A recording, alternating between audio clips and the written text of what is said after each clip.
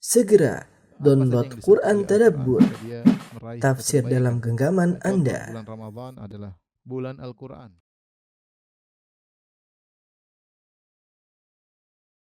Bismillahirrahmanirrahim. Assalamualaikum warahmatullahi wabarakatuh.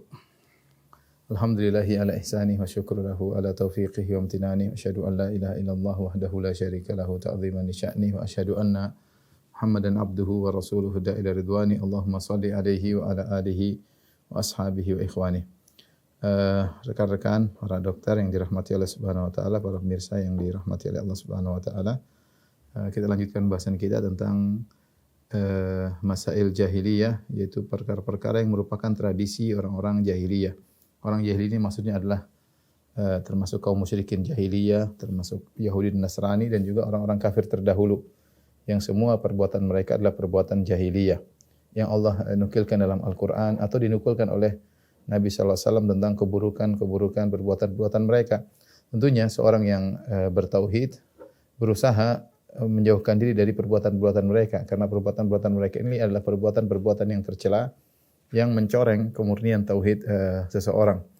Di antaranya nisbatuhum al-hawadits ila ad-dahri wa masabbatuhum lahu, yaitu mereka menyandarkan kejadian-kejadian kepada masa, dan mereka juga mencela masa. Mereka menyandarkan kejadian kepada masa dan mereka mencela masa. Kaqaulihim, seperti perkataan mereka yang Allah nukil dalam surat Al-Jathiyah, wa ma yuhlikuna illa ad-dahr. Tidak ada yang membinasakan kita kecuali adalah ad-dahr, adalah masa, ya. Ini adalah ungkapan orang musyrikin yang mereka menisbahkan perkara-perkara kepada ad-dahr. Orang musyrikin di zaman Nabi sallallahu alaihi wasallam, ada yang musyrikin seperti kaum Quraisy, mereka mengakui adanya Allah Subhanahu wa taala. Mereka mengakui adanya Allah Subhanahu wa taala. Mereka juga beribadah kepada Allah Subhanahu wa taala, sebagaimana sering kita sampaikan, hanya saja mereka berbuat syirik. Hanya saja mereka berbuat kesyirikan dalam peribadatan mereka. Ini kebanyakan kaum musyrikin. Di sana juga namanya musyrikin dahriyin. Ada juga di zaman Nabi SAW musyrikun dahriyun. Apa maksudnya musyrikun dahriyun? Musyrikun dahriyun itu ateis, yang mereka tidak mengakui adanya Tuhan, yang di mana mereka tidak menyandarkan kejadian-kejadian kepada Allah Subhanahu wa taala, kepada Sang Pencipta, tapi mereka menyandarkan kepada masa. Seperti firman Allah, wa qalu ma hiya illa hayatuna dunya namutu wa nahya wa ma yuhlikuna illa ad-dahr, tadi surat Al-Jathiyah 24. Mereka berkata, tidaklah ini kecuali hanyalah kehidupan dunia. Kami mati, kami hidup, dan kami tidak dibinasakan kecuali oleh masa. Lihatlah orang-orang, ada yang lahir, ada yang dikuburkan. Ada yang lahir, demikian perjalanan masa. Tidak ada campur tangan Tuhan. Ini hanya suatu kejadian yang bergulir begitu saja, ya. Ini namanya ad-dahriyun. Ad-dahriyun, ya. Tidak namanya malaikat maut yang mencabut nyawa, enggak ada. Enggak ada namanya ruh dicabut, masukkan dalam alam barzakh, ini semua enggak ada. Yang ada cuma bergulirnya waktu, situ ada orang yang meninggal dan ada yang baru lahir. Ini diantara kebiasaan orang-orang jahiliyah, diantara mereka ada yang ateis. Nah, kita sebagian kita tentu kita dapat sebagian kaum muslimin, mereka tentu bukan ateis, tapi terkadang mereka menyandarkan sebagian kejadian kepada alam semata, karena hanyalah natural. Ini terjadi biasa, natural, ya. Hanya alami, ya. Sehingga seakan-akan tidak menyandarkan kejadian kepada Allah Subhanahu wa taala. Maka kita harus tahu bahwasanya segala kejadian di alam semesta ini, apapun yang terjadi, baik maupun buruk, adalah sesuai dengan takdir Allah Subhanahu wa taala. Makanya di antara iman kepada Allah adalah al-iman bil qadar khairihi wa syarrihi. Iman dengan takdir, yaitu yang kejadian baik maupun kejadian buruk. Semua sudah diketahui oleh Allah, semua telah ditakdirkan oleh Allah, dan semua telah dijalankan oleh Allah Subhanahu wa taala. Adapun kita menyandarkan, misalnya ini sering menyandarkan bencana alam kepada sebab-sebab alami, misalnya karena gempa, karena terjadi pergerakan lempeng bumi misalnya, atau karena terjadi patah di lautan misalnya. Kita bilang oke, itu sebab, tapi semua yang menjadikan ini semua adalah Rabbul Alamin. Dan Allah ketika menjadikan itu semua tentu ada sebabnya. Ada sebabnya, ya. Ada sebab dan akibat yang Allah jalankan. Nah, jangan sampai kita seperti orang jahiliyah yang menyandarkan segalanya hanya kepada sebab alami, natural, inilah demikianlah yang terjadi, bergulirnya waktu. Ini adalah ciri-ciri orang jahiliyah. Yang kedua adalah mencela dahar. Selain mereka menyandarkan kejadian kepada masa, sebagian mereka juga mencela masa. Ya, mereka juga mencela masa. Dan ini ditegur oleh Nabi sallallahu alaihi wasallam. Kata Nabi sallallahu alaihi wasallam, "La tasubbud dahra fa inna Allah huwad dahr." Jangan kalian mencaci maki masa, karena sungguhnya Allah itu adalah masa, yaitu Allah yang mengatur masa. Kata dalam hadis yang lain, kata Allah dalam hadis qudsi, "Yu'dhini ibnu Adam." Sungguhnya anak Adam menggangguku. Yasubbud dahra. Dia mencela masa. Wa ana dahr. Dan aku adalah masa. Biyadil amru uqallibul laila wan nahar. Segala keputusan berada di tanganku dan aku yang membolak-balikkan siang dan malam, ya. Artinya kalau seorang mencela masa, sungguhnya dia mencela yang mengatur masa tersebut. Karena masa tidak melakukan apa-apa. Kita sama dengan ini, hukumnya sama seperti mencaci maki angin. Angin dia bergerak tanpa ada yang, dia tidak punya iradah, tidak punya kehendak seperti kita, ya. Kalau hewan ada kehendaknya, kalau angin, ya, tanah, ya, hujan, dia nggak punya kehendak. Nah, kalau ada orang kemudian maki-maki hujan, ada orang maki-maki angin, sungguhnya dia memaki-maki yang mengatur itu semua. Siapa? Allah Subhanahu wa taala. Sama ketika dia maki masa, zaman edan, zaman sinting, misalnya dia maki-maki masa ini, apa ini? Apa dia mengatakan zaman sial misalnya. Ini bahaya karena ini dilarang, karena ini berarti dia mencela yang mengatur masa tersebut. Karena masa tersebut tidak bisa disandarkan keburukan. Kalau manusia melakukan kejahatan, kita boleh maki dia karena dia yang melakukan. Dia punya kehendak, dia bertindak, dia punya kudrah, ya, dia punya iradah. Hewan juga misalnya, hewan melakukan kerusakan, ya, dia memang punya kehendak. Tapi kalau kita bicara angin, hujan, masa, ini adalah hal-hal yang tidak memiliki kehendak. Maka ketika kita mencelanya, mencela angin atau hujan atau masa, berarti kita mencela yang mengaturnya. Makanya Allah mengatakan yasubbud dahra, dia mencela dahar. Padahal biyadil amru uqallibul laila wan nahar. Aku yang mengatur siang dan malam. Jadi tatkala siang dan malam dicela, berarti yang tidak bisa berbuat apa-apa, berarti mencela pengaturnya, ya. Makanya seorang menjaga lisannya, jangan sampai dia mencela zaman, mencela masa. Makanya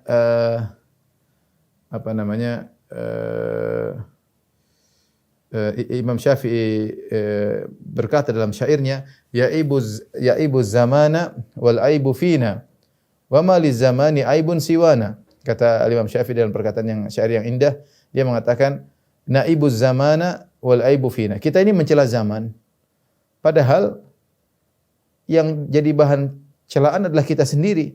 Zaman hanyalah waktu bergulir terjadinya kejadian. Yang membuat kejadian buruk ya kita. Bagaimana kita mencela zaman sementara aib pada diri kita sendiri?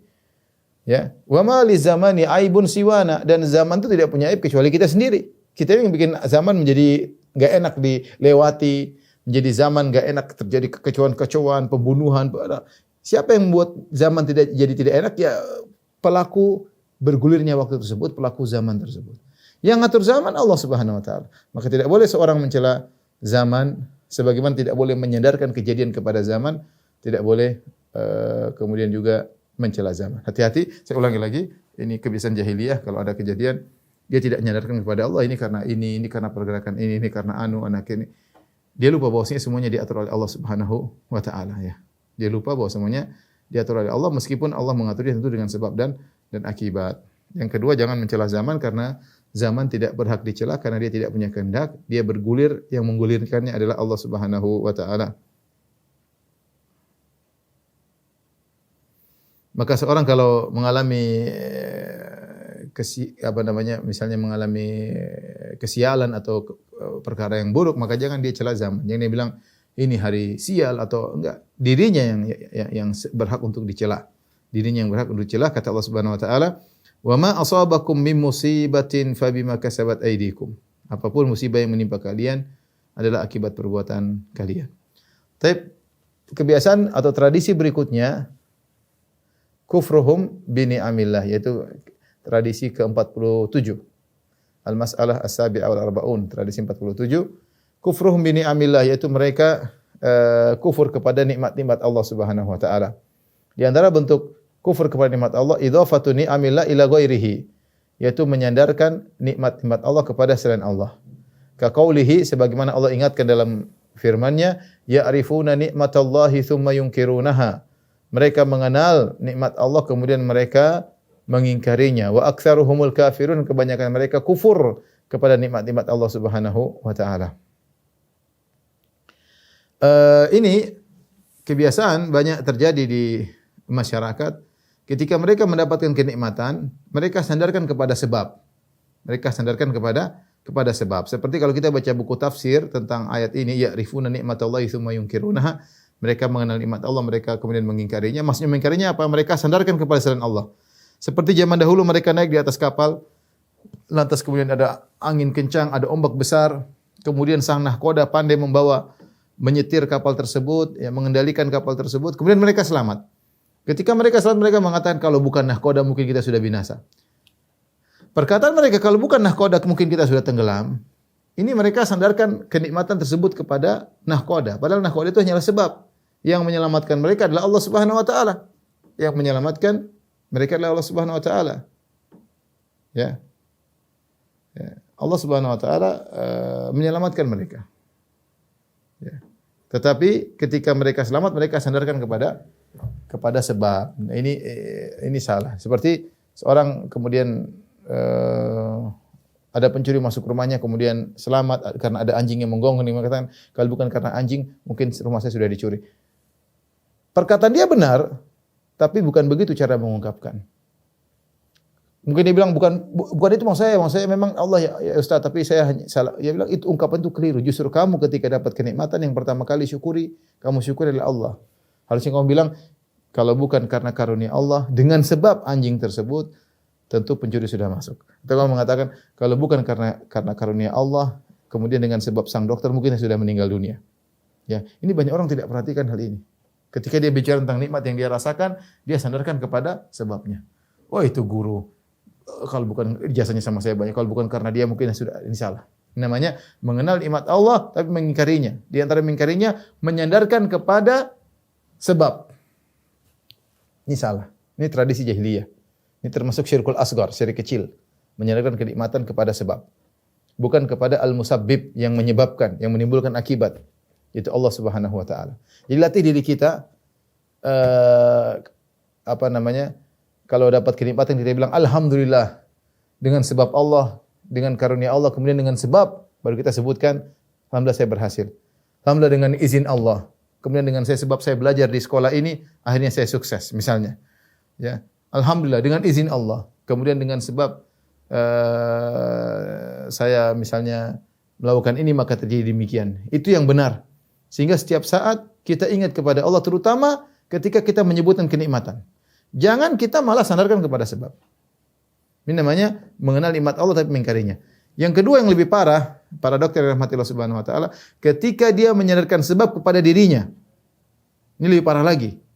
Dia justru menyandarkan kemuliaan tersebut pada dirinya. Dia lupa bahwasanya yang kasih kemuliaan sama dia adalah Allah Subhanahu wa taala. Kalau tadi dia sandarkan kepada orang lain, ini juga sudah salah. Apalagi dia sandarkan kepada dirinya. Seperti perkataan Fir'aun, perkataan Qarun. Qarun berkata, "Innama utituhu ala ilmin indi." Saya ini kaya raya karena saya punya ilmu. Innama utituhu ala ilmin indi. Saya ini kaya raya karena saya diberikan ilmu. Jadi dia menyandarkan keberhasilannya pada dirinya. Ini juga adalah kebiasaan jahiliyah, kebiasaannya Qarun. Maka seorang kalau berhasil jangan kemudian dia, wah karena saya tekun belajar, karena saya sabar, karena saya berjuang, karena saya jangan begitu. Tidak boleh. Kita bilang alhamdulillah dengan izin Allah saya bersabar ketika itu. Alhamdulillah dengan izin Allah saya bisa berjuang ketika itu. Selalu dengan izin Allah, dengan karunia Allah, dengan nikmat Allah. Begitu kita sandarkan. Jangan kita sandarkan kepada sebab orang lain atau kita sendiri sandarkan. Ini namanya penyakit ujub. Penyakit ujub. Seakan-akan keberhasilan dia punya andil dalam keberhasilan. Seakan-akan dia menyaingi Allah dalam punya peran menjadikan dia berhasil. Dia punya peran dalam menjadikan dia berhasil sehingga dia menggandengkan dirinya dengan Allah, maka disebut dengan ujub. Dan ujub adalah syirik kecil. Dua-duanya tidak diperbolehkan, dua-duanya adalah bentuk mengingkari nikmat Allah Subhanahu wa taala. Taib para dokter yang rahmatillah subhanahu wa ta'ala. Perkara berikutnya yang ke-48 sekaligus yang ke-49 adalah al-kufru bi ayatillahi wa jahdu ba'dihha. Jahdu ba'dihha. Yang berikutnya adalah kufur kepada ayat-ayat Allah atau mengingkari sebagiannya. Kufur kepada ayat Allah atau mengingkari sebagiannya. Tentu kufur kepada seluruh ayat-ayat Allah ini kebiasaan orang musyrikin. Innal ladzina kadzdzabu bi ayatina wastakbaru anha la tufattahu lahum abwabus sama' wa la yadkhulunal jannata hatta yalijal jamalu fi sammil khiyat. Kata Allah dalam surat Al-A'raf ayat 40, sungguhnya orang yang mendustakan ayat-ayat Allah dan sombong, ya, la tufattahu lahum abwabus sama', tidak akan dibukakan pintu-pintu langit padanya. Kalau dia mati naik ke atas, dibalikkan ke bawah. Ya. Kenapa? Karena mereka kadzdzabu bi ayatina, mereka mendustakan ayat-ayat Allah Subhanahu wa taala. Kita umat Islam tidak ada yang seperti ini. Tapi kita terjerumus pada sebagiannya, yaitu kata Syekh Muhammad bin Wahab rahimahullah taala, jahdu ba'dihha, menentang sebagian ayat-ayat Allah Subhanahu wa taala. Ini ada di antara kaum muslimin. Dan ini adalah ciri-ciri orang Yahudi. Kata Allah, afatu'minuna bi ba'dil kitabi wa takfuruna bi ba'd. Fama jazaa'u ma yaf'alu dzalika minkum illa khizyun fil hayatid dunya. Apa kalian beriman kepada sebagian kitab dan kalian ingkar kufur kepada sebagian yang lain? Maka balasan apa yang tepat bagi orang yang melakukan demikian kecuali kehinaan dalam kehidupan dunia ini. Perhatikan, sebagian orang dia ketika bersikap terhadap dalil-dalil Al-Quran maupun Sunnah, dia hanya memilih yang cocok dengan hawa nafsunya. Kalau tidak cocok dia ingkari. Banyak ya kalau kita bicara ahlul bid'ah. Seperti sebagian mereka ketika Ja'ad bin Dirham, dia mengatakan Allah berfirman, wattakhadallahu Ibrahim khalila. Allah menjadikan Ibrahim sebagai kasihnya. Logika dia mengatakan tidak mungkin Allah punya kekasih.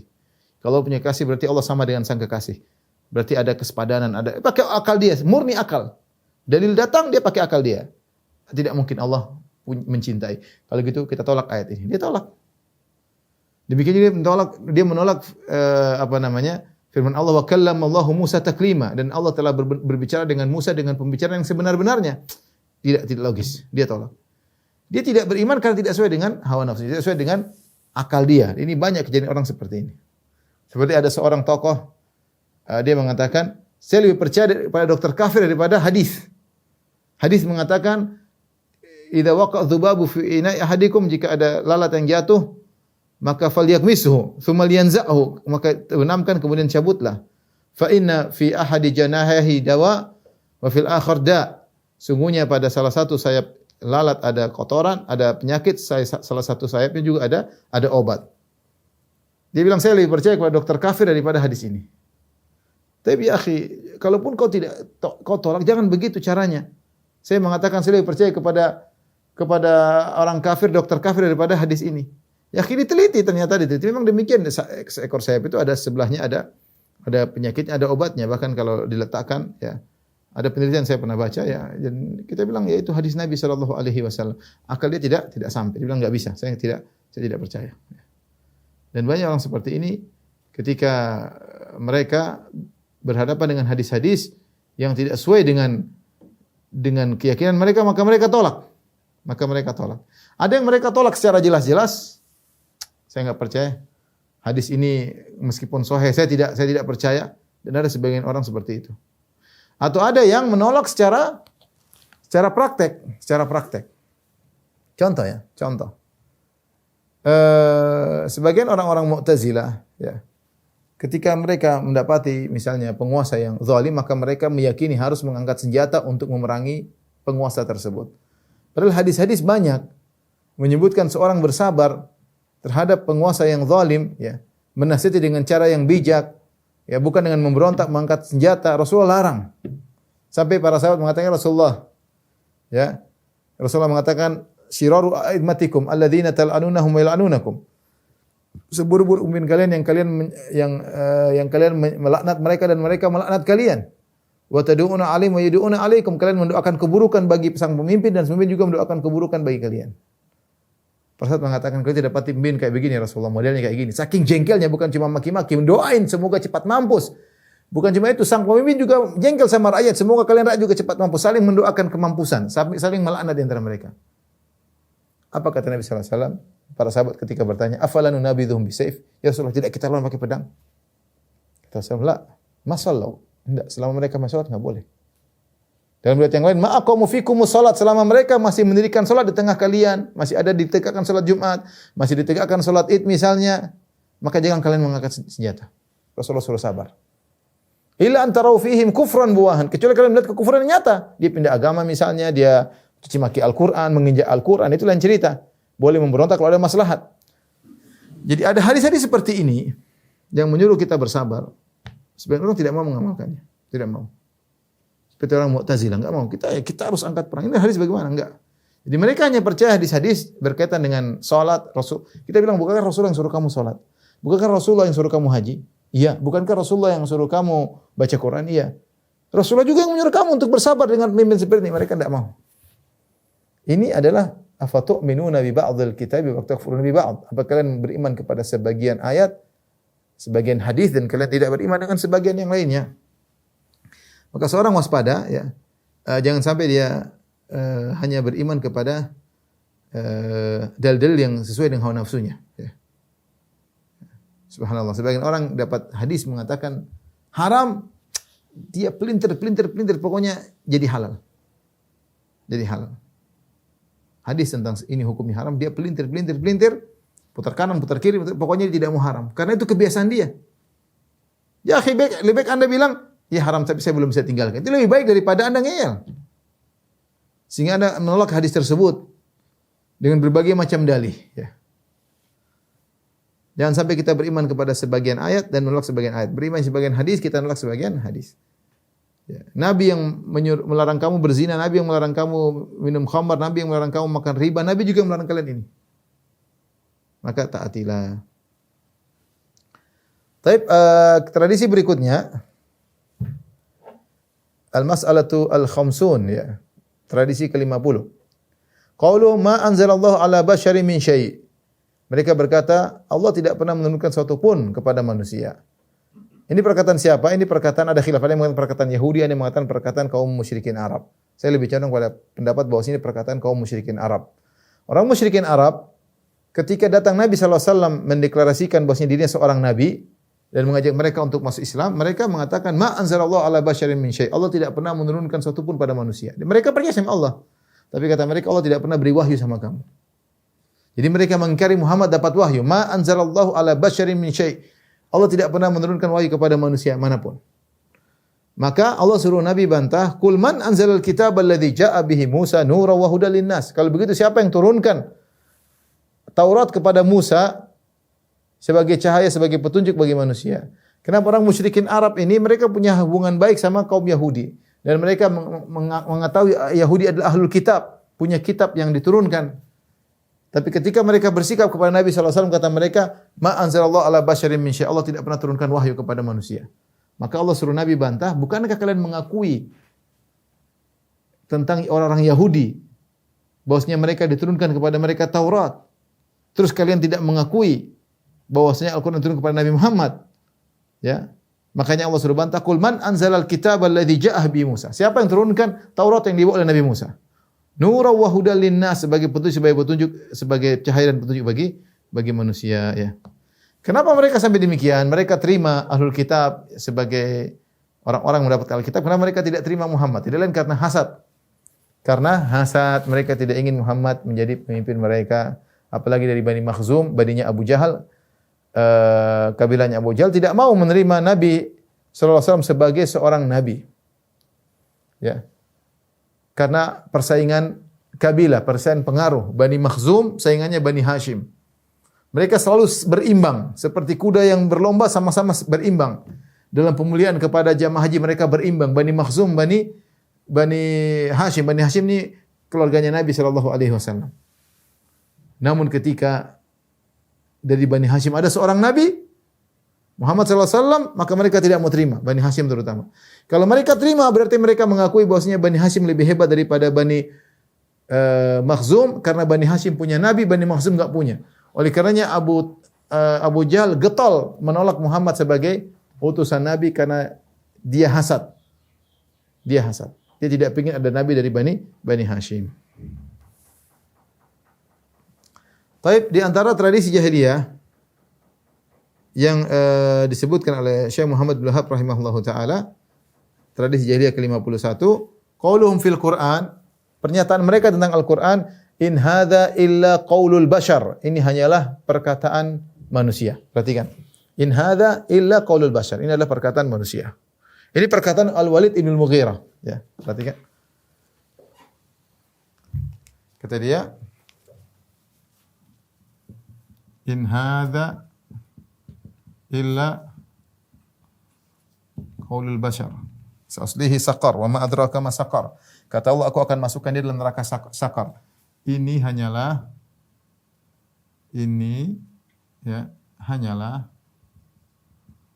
perkataan manusia.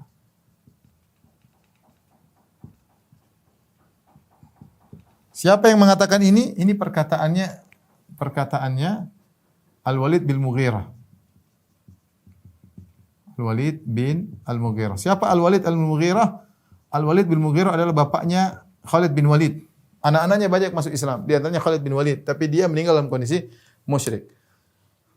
Dzarni wa man khalaqtu wahida. Ini orang terkenal. Allah sebutkan dalam Al-Quran. Dalam surat Al-Muddathir, ya.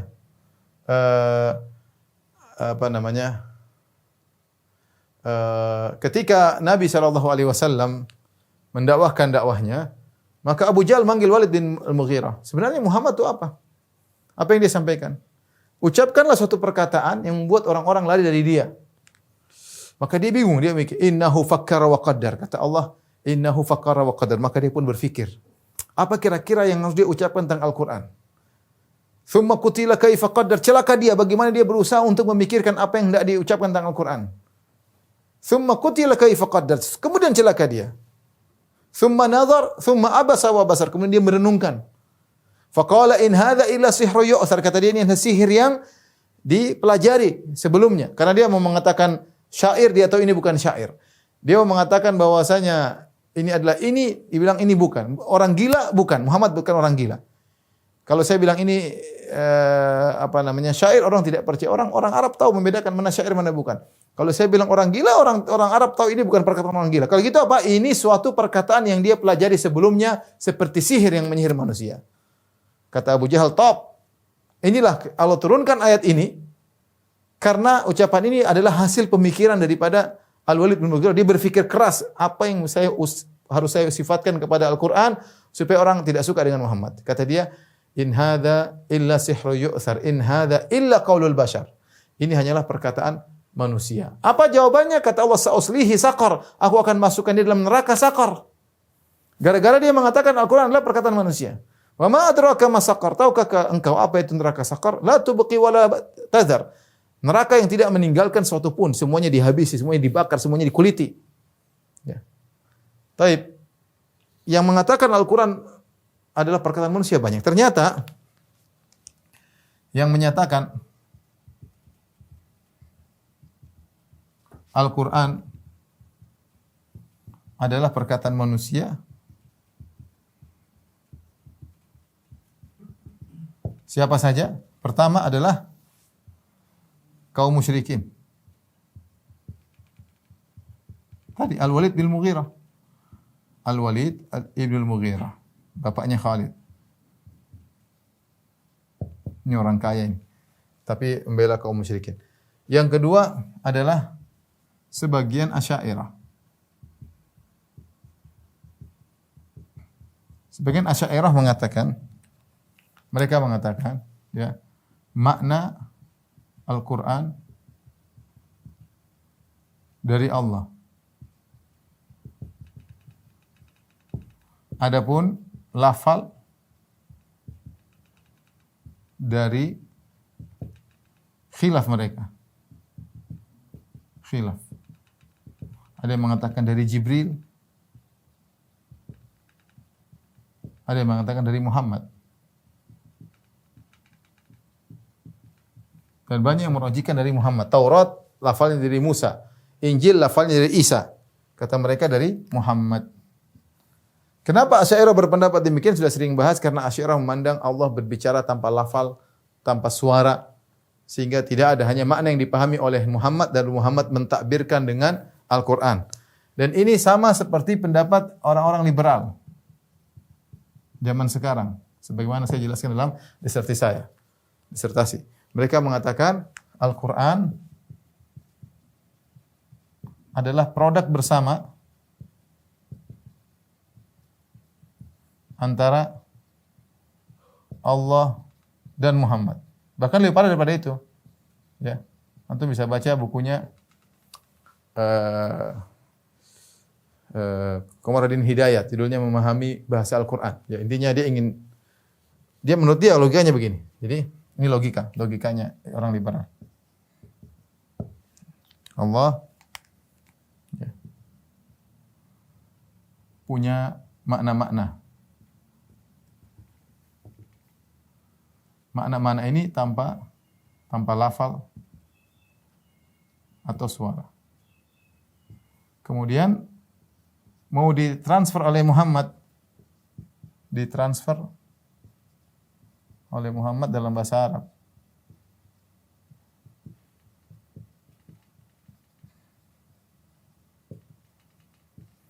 Kata mereka, ini proses ya, bikin masalah. Kenapa? Karena Muhammad, kata dia, ini semua ini syubhat, ini enggak benar ya. Allah bicara didengar oleh Nabi Musa, Allah dengan lafal, terserah Allah. Kita Ahlussunnah meyakini Allah berbicara dengan lafal dan suara. Didengar oleh Musa, terjadi dialog antara Allah dengan Musa. Nabi Musa mendengar, kata Allah, "Fastami' lima yuha," dengarlah wahai Musa. Allah tanya, "Wa ma tilka biyaminika ya Musa?" Wahai Musa, apa yang tangan kananmu? Nabi Musa jawab. Jadi ada gayung bersambut antara Allah dengan Nabi Musa. Ini kata mereka, enggak, Allah enggak punya suara. Terus bagaimana cara bicara dengan Nabi Musa? Enggak ada, cuma dipahamkan dan macam-macam. Sama kata mereka, Al-Qur'an Allah tanpa punya mana tanpa lafal suara ditransfer kepada Muhammad. Ada problem di sini. Kata mereka. Ini saya nukil dan saya bantah juga di situ. Kata mereka problem pertama bahwasanya ilmu Allah tidak bisa diliputi oleh Muhammad. Yang kedua, bahasa penterjemah tidak akan bisa sama persis, bisa mewakili 100%.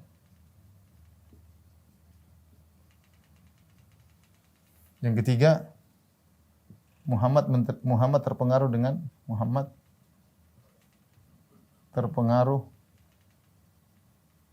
dengan sikonnya sebagai orang Arabnya, sebagai zaman 1400 tahun yang lalu. Intinya mereka membuat seakan-akan kesucian Al-Quran ini dipertanyakan. Sehingga akhirnya di sini timbullah namanya tafsir kontekstual. Kita jangan terpaku dengan tekstual. Kita tafsir bisa dengan, yang penting kita ambil ide pokoknya. Ide pokoknya apa? Ini syubhat, ini bahaya. Akhirnya mereka semua mau dipermainkan ayat, mau dibilang akhirnya homoseksual jadi halal. Homoseksual jadi halal, zina jadi halal. Kalau selama ridho sama ridho jadi halal. Mereka bikin semua. Mereka bilang laki-laki bukan hanya mencerai, laki-laki boleh juga dicerai. Bukan hanya perempuan yang masa iddah. Laki-laki juga boleh harus ada masa iddah. Mereka bikin fikih lintas agama. Asalnya gini, gara-gara tidak punya penghargaan kepada Al-Quran. Dianggap Al-Quran itu hanya perkataan manusia. Perkataannya Muhammad sama persis perkataannya Walid bin Mughirah. In hadza illa qaulul bashar. Ini hanya perkataan manusia. Sama. Tidak ada bedanya. Mau bilang perkataannya Walid apa? Ini sama. Maksudnya apa? In hadza qaul bashar. Berarti perkataan sama. Walid Mughirah mengatakan ini perkataan Muhammad. Al-Quran karangan Muhammad. Al-Quran karangan Muhammad, sama. Tidak ada bedanya. Bedanya kalau yang lain mengatakan maknanya dari Allah, kalau mereka enggak, makna dan karangan Muhammad. Tapi intinya Allah menentang. Tidak boleh mengatakan Al-Quran perkataan manusia. Kenapa? Kalau mengatakan Al-Quran perkataan manusia, kata Allah, "Sa'uslihi saqar." Aku akan masukkan orang yang mengucapkan Al-Quran adalah perkataan manusia, akan aku masukkan dalam neraka saqar. Wa ma adraka ma saqar. Tahukah engkau apa neraka saqar? La tubqi wa la tadhar. Tidak ada yang tersisa. Kalau sudah membakar tidak ada yang tersisa. Tidak ada yang ditinggal. Semuanya kena. Semuanya dibakar. Allati tali al-fidah. Kalau bakar langsung masuk ke dalam. Bukan bakar luar dulu, baru dalam, langsung luar dalam, langsung kebakar. Makanya hati-hati, waspada ya. Yang mengatakan Al-Quran perkataan manusia, Al-Quran perkataan Muhammad, ini sebagian orang terjerumus. Di antaranya kaum musyrikin, di antaranya sebagian Asy'ariyah, tidak semuanya. Karena mereka khilaf. Ada yang mengatakan Jibril, ada yang mengatakan Allah yang menyusun, ciptakan ya lafal-lafal tersebut. Ya, bukan perkataan Allah, tapi Allah menciptakan lafal-lafal tersebut. Di sebagian mereka mengatakan yang bikin Muhammad. Ini seperti pendapat kalau tidak salah Al-Baqilani atau siapa saya lupa ya.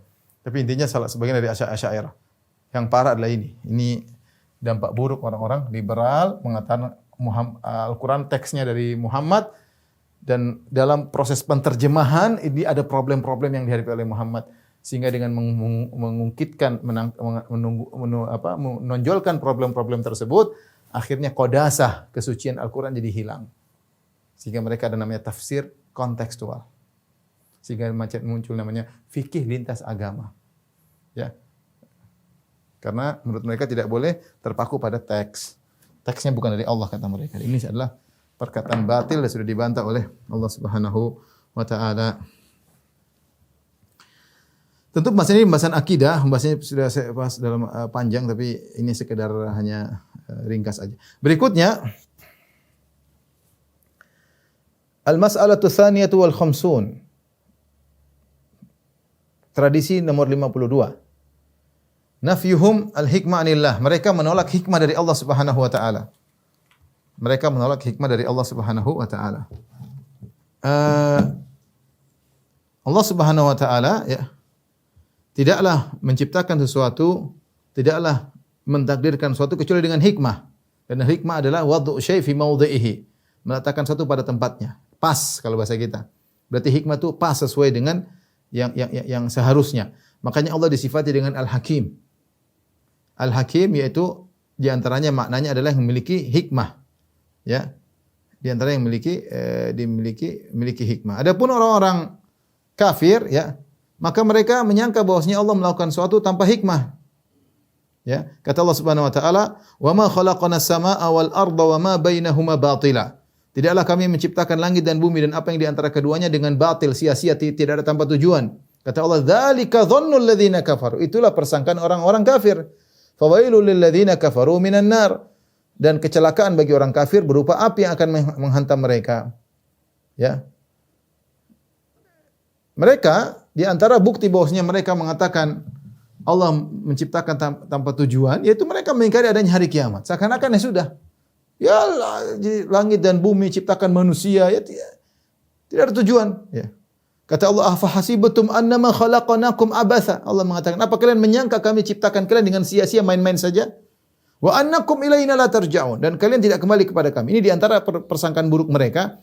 Mereka menyangka bahwasanya Allah menciptakan tanpa ada namanya Judgment Day, tidak ada namanya hari perhitungan, tidak ada namanya hari pembalasan. Ini persangkaan buruk kepada Allah Subhanahu wa taala. Kita bilang, enggak usah kita bicara tentang Allah, kita bicara tentang suatu perusahaan. Ada direkturnya atau ownernya, kemudian di bawahnya terjadi kekacauan, yang satu ngambil harta lain, satu nonjok yang lain, dan dibiarkan begitu saja. Dia tidak pedulikan. Ini namanya direktur bahlul seperti ini, direktur bodoh. Ya, tidak berhak untuk menjadi pemimpin, menjalankan roda perkantoran, tidak berhak. Anak buah lagi kacau, dia bawahannya kacau, dia biarin aja. Kalau ini kita katakan tidak pantas kepada direktur, bagaimana kepada Allah Subhanahu wa taala? Allah Subhanahu wa taala menciptakan alam semesta. Allah ciptakan manusia dan seisinya. Kemudian ada yang zalim, ada yang dibunuh, ada yang membunuh, ada yang merampok, ada yang dirampok, ada yang korupsi, ada yang terzalimi, ya, ada yang membohong, ada yang dibohongi, ada yang menipu, ada yang ditipu. Subhanallah. Kemudian dibiarkan begitu saja mati dengan zaman tanpa dikembalikan. Ini namanya persangkaan buruk. Dzalika dhannul ladzina kafaru. Inilah persangkaan orang kafir. Makanya Allah mengatakan afa hasibatum annama khalaqnakum abatha. Apakah kalian wahai orang musyrikin menyangka kami ciptakan kalian hanya sekedar main-main? Wa annakum ilaina la turja'un, dan kalian tidak dikembalikan kepada kami? Kalian akan dikembalikan. Tsumma la tub'atsunna. Kalian akan dibangkitkan. Jadi ayahsabul insanu ayyutraka suda, manusia menyangka akan dibiarkan begitu saja. Jadi di antara kebiasaan jahiliyah adalah menyangka Allah berbuat tanpa ada tujuan, tidak ada hikmah. Sehingga di antara praktek dari hal ini mereka mengingkari adanya hari kebangkitan, ya. Adapun kaum muslimin menyatakan bahwasanya Allah tidak berbuat kecuali dengan tujuan dan hikmah.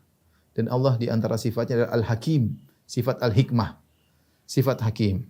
Dan dalil tentang sifat hakim banyak ya. Allah melakukan karena tujuan. Seperti firman Allah Subhanahu wa taala, contoh, "Wa ma khalaqatul jinna wal insa illa liya'budun." Tidak aku ciptakan jin dan manusia kecuali untuk beribadah kepadaku. Ada tujuan, Allah bikin sesuatu ada tujuan. Ada untuk untuk Allah mengatakan untuk. Untuk berarti ada tujuannya dong Allah melakukan. Contoh lagi seperti firman Allah Subhanahu wa taala, liya'kulu wa ayatul lahum wa ja'alna lahum fiha jannatin tajri min wa fajjarna fiha minal uyun liya'kulu min thamarihi wa ma 'amilatu aydihim afala yashkurun. Allah mengatakan Allah menciptakan tumbuhan-tumbuhan, kata Allah liya'kulu min thamarihi, agar mereka makan. Itu banyak dalam Al-Qur'an. La'allakum tattaqun, agar kalian bertakwa. Banyak Allah sebutkan. Kata Allah Subhanahu wa taala contoh, kutiba alaikumus siyam kama kutiba alladziina min qablikum la'allakum tattaqun. Telah diwajibkan bagi kalian untuk berpuasa agar kalian bertakwa. Ada tujuan Allah Subhanahu wa taala banyak. Liyashkuru, agar kalian bersyukur, agar mereka bersyukur. La'allakum tashkurun, semoga kalian bersyukur. La'allakum tattaqun, semoga kalian bertakwa. Allah sebutkan banyak ciptaan Allah, tujuan perbuatan Allah dengan tujuan. Kemudian datang sebagian orang, mereka mengatakan Allah menciptakan tanpa tujuan. Ini adalah pendapatnya orang Asy'ariyah, ya. Jadi yang menolak Allah berbuat dengan tujuan. Yang pertama siapa? Yang pertama adalah falasifah, al-falasifah. Falasifah ini maksudnya Aristoteles, ya. Ini Aristo. Sebelumnya Plato. Kemudian Plotinus, ya. Kemudian diikuti oleh Ibn Al-Farabi dan Ibnu Sina. Mereka mengatakan apa? Allah tidak berbuat yang Allah berbuat tanpa tujuan. Jadi bagaimana proses penciptaan? Jadi kata mereka Allah berbuat atau mencipta tanpa tujuan.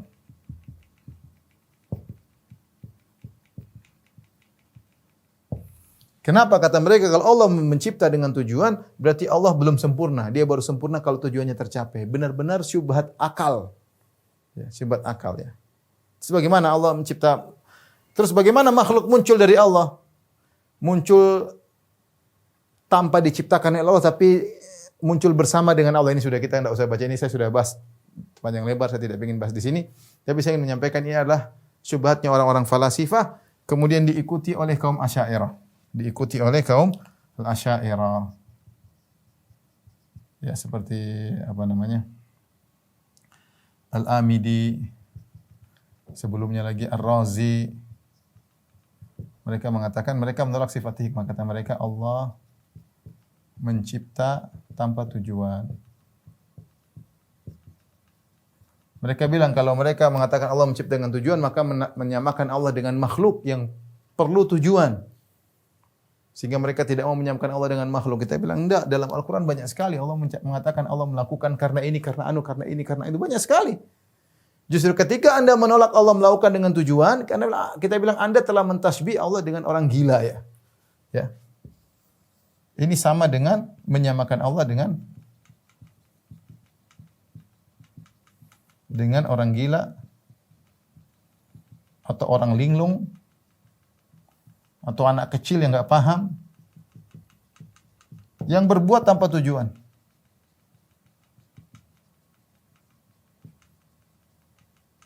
Aneh.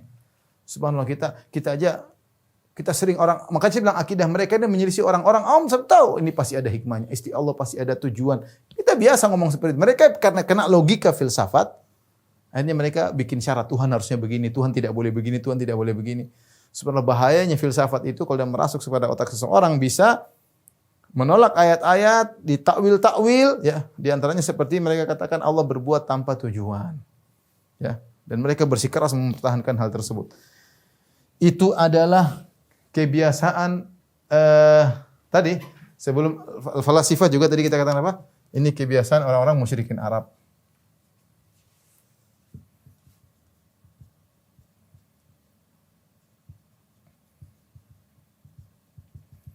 Musyrikin Arab. Yang menyangka Allah menciptakan begitu saja tanpa ada tujuan hari kebangkitan. Yang menyangka Allah menciptakan begitu saja tanpa ada tujuan pembalasan, tujuan apa, pengadilan hari kiamat. Dzalika dhannul ladzina kafaru. Fawailul ladzina kafaru minan nar. Afa hasibtum annama khalaqnakum abatha.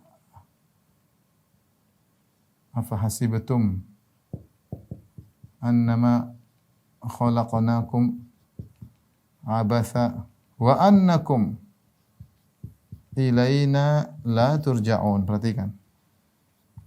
Menyangka Allah tidak membangkitkan adalah perbuatan menyangka Allah telah berbuat sia-sia. Afa hasibatum annama khalaqnakum abatha. Apa kalian menyangka wahai musyrikin, kami menciptakan kalian hanya main-main? Abas itu main-main, tidak ada tujuan, tanpa tujuan main-main. Kalian menyangka demikian? Wa annakum ilaina la turja'un, kalian tidak akan dikembalikan untuk masuk dalam hari pengadilan? Ini persangkaan buruk. Jadi jangan diikuti kebiasaan jahiliyah ini, diikuti oleh falasifah. Tentu Plato, Aristo sebelum mereka. Ya. Plato, Aristo, Plotinus ini, kalau Plotinus setelah Masehi, tapi Plato, Aristo sebelum Masehi. Tapi Farabi, Ibnu Sina ya adalah dari falasifah yang berafiliasi kepada Islam. Asy'ariyah. Jadi semua kebiasaan yang tidak benar. Kita makhluk Allah tahu Tuhan kita tidak mungkin melakukan kecuali dengan tujuan dan punya hikmah di balik itu semua. Al-mas'alah ats-tsalitsah wal khamsun, permasalahan 53 atau tradisi 53. Tahayyuluhum li ibtal syar'illah, berbuat hilah atau makar atau trik-trik untuk membatalkan syariat Allah Subhanahu wa taala. Jadi mereka ingin membatalkan syariat Allah, mereka bikin trik, bikin cara, bikin hilah, apa namanya kalau bahasa Indonesia? Mungkin trik ya, trik tapi yang tidak benar ya. Cara, makar ya. Kata Syekh Muhammad bin Wahab rahimahullah taala, i'malul hiyal adh-dhahira wal batina fi daf'i ma ja'at bihi rusul. Itu melakukan hiyal, tipu daya, trik-trik, tipu daya yang menipu baik yang zahir maupun yang tersembunyi dalam rangka untuk menolak apa yang dibawa oleh para rasul. Ka qaulihi ta'ala, sebagaimana Allah sebutkan dalam Al-Qur'an tentang mereka, anhum wa makaru wa makarallah. Sungguhnya mereka telah berbuat makar dan Allah berbuat makar kepada mereka. Kemudian juga firman Allah wa qaulihi wa qalat ta'ifatu min ahli kitabi aminu billadzi unzila 'ala alladziina amanu wajhan nahar. Berkata sekelompok dari ahlul kitab ya kepada teman mereka, aminu billadzi unzila 'ala alladziina amanu wajhan nahar wakfuru akhirahu. Kalian di pagi hari pura-pura beriman. Ini orang ahlul kitab berkata kepada, nanti kan ketemu Muhammad, ketemu orang-orang Islam. Aminu billadzi unzila 'ala alladziina amanu wajhan nahar. Di siang hari pagi-pagi kalian pura-pura beriman aja enggak apa-apa. Wakfuru akhirahu. Di akhirnya kalian kafir. Ini yang disebut dengan apa namanya? Al-ghayah tubarrirul wasilah. Tujuan menghalalkan segala cara. Ini dilakukan oleh orang Yahudi. Bahkan mereka agar bisa menentang dakwah Muhammad, mereka nekat, mereka mengatakan sudah, pagi-pagi kamu pura-pura beriman aja. Pura-pura saya beriman. Nanti malam kafir lagi, enggak ada masalah, ya. Malam kafir lagi, ya. Malam kafir lagi. Ini namanya trik atau hilah, tipu daya. Ini adalah kebiasaan orang-orang ahlul kitab. Menghalalkan segala cara. Ya, berani melakukan kemunafikan. Ya, berani melakukan kemunafikan. Sebagaimana disebutkan juga orang-orang Yahudi dahulu ketika mereka ingin membunuh Nabi Isa, mereka melakukan makar. Mereka melakukan makar ya. Kemudian mereka lapor kepada kerajaan Romawi untuk menangkap Nabi Isa, untuk menyalib Nabi Isa ya. Sampai mereka mengatakan inna qatalnal Masiha Isa bin Maryam, kami telah berhasil membunuh Nabi Isa Rasulullah. Ya, kenapa? Karena makar yang mereka lakukan. Dengan segala cara, padahal Nabi Isa dari Bani Israel, tapi karena mereka enggak suka, mereka menggunakan cara yang buruk dengan mendatangi orang-orang Romawi padahal beda agama. Padahal mereka tahu Romawi ini kafir. Ya, ketika itu ya. Tapi mereka dalam rangka untuk memberhentikan dakwah Nabi Isa, mereka menggunakan trik-trik dan makar. Sehingga akhirnya ditangkaplah orang yang disangka Nabi Isa padahal walakin syubbiha lahum, tapi orang yang diserupakan dengan Nabi Isa. Nabi Isa diangkat. Setelah itu mereka ngaku, inna qatalnal masiha Isa bin Maryam. Kami telah berhasil membunuh Nabi Isa. Kata Allah, ma qataluhu wa ma salabuhu. Mereka tidak pernah membunuhnya, mereka tidak pernah menyalibnya, walakin syubbiha lahum. Akan tapi syubbiha lahum. Ada yang diserupakan. Nah, hati-hati ikhwan dan akhwat yang rahmati Allah Subhanahu wa taala. Jangan kita menghalalkan segala cara ya. Tidak ada dalam Islam al-ghayatu tubarrul wasilah. Tujuan menghalalkan segala cara. Ya, seperti sebagian orang misalnya ingin mencapai pada pimpinan tertentu, dia menghalalkan segala cara. Maksiat apapun dia lakukan, bayar sana, bayar sini, apa kemudian bahkan mungkin apa saja hal-hal dia lakukan. Yang penting saya sampai pada pada jabatan tersebut. Ini bahaya. Ya. Yang penting tujuan saya sampai baik. Enggak, Islam enggak mengajarkan demikian. Bukan berarti tujuan Anda baik semua jadi halal. Enggak begitu. Lihat orang Yahudi supaya bisa membatalkan dakwah Muhammad, mereka nekat. Ya, mereka waqala ta'ifatun min ahli kitabi aminu billadzi unzila alladziina amanu wajhan. Berkata sekelompok orang Yahudi, berimanlah kepada Al-Qur'an dan kepada Muhammad di pagi hari. Waqfur akhir, nanti ujungnya kafir lagi. Menghalalkan segala cara demi untuk mencapai tujuan. Islam tidak mengajarkan demikian. Demikian saja para dokter yang dirahmati Allah Subhanahu wa taala, kajian yang saya sampaikan. Insyaallah kita lanjutkan pada bulan depan باذنillah taala. Kurang lebihnya saya mohon maaf. Wabillahi taufiq wal hidayah. Assalamualaikum warahmatullahi wabarakatuh.